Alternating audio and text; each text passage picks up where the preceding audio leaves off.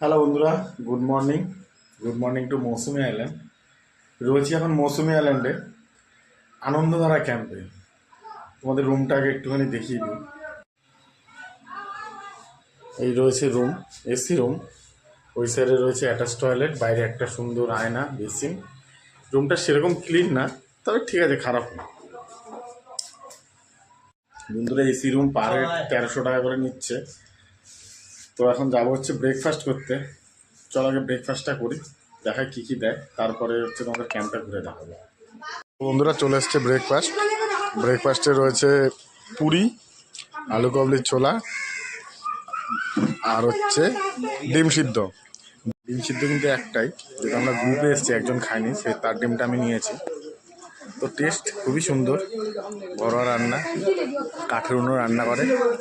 আমরা এসেছিলাম কালকে কোনো ভিডিও করিনি, কিন্তু কালকে সারাটা দিন কাটানোর পরে বুঝলাম যে খাওয়া দাওয়া খুবই সুন্দর, কোনো গ্যাসের প্রবলেম নেই, কোনো ইসে নেই। আর কালকে রাতের ভিউ খুব সুন্দর ছিল। ধরো আমরা এসেছিলাম টোটাল 6 জন, 6 জনের মধ্যে 2 জন আছে চলে যাচ্ছে। যখন দেখাই কে কে এসছে। এই রয়েছে দীপ, আমার ভাই, যে আমার দাদা, বৌদি, আর এই হচ্ছে আমার ভাই। তো বন্ধুরা, আমি 6 জনই এসেছিলাম, তার মধ্যে ওরা 2 জন চলে যাচ্ছে। ওদের একদিনই বুক ছিল, ইমার্জেন্সি আছে, কাজ আছে, তাই যাবে। আমরা আজকের দিনটা থাকবো, সেদিন কালকে যাবো। আনন্দধারা ক্যাম্পে ঢুকতেই এখানটা যা মৎস্য আড়ত আছে, এখান থেকে আমরা নিয়েছি পমপ্লেট মাছ।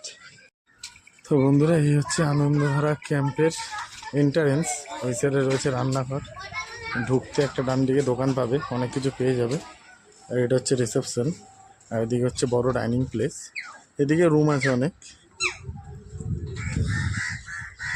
বেশ শান্ত প্রকৃতি। আর এখন অবধি রিসোর্টে লোক আসার টাইম আছে, কিন্তু এখন সবে 1টার মতো বাজলো। 2টো, 2:30, 3টে, 4টে অবধি আসতে থেকে লোক। এখন লাঞ্চিং টাইম শুরু হয়ে গেছে, আমরা এখন খাবো না, পরে খাবো। সত্যি বলতে আজকে যতটা রোদ রয়েছে ততটা রোদ কালকে ছিল না, মেঘলা ওয়েদার ছিল।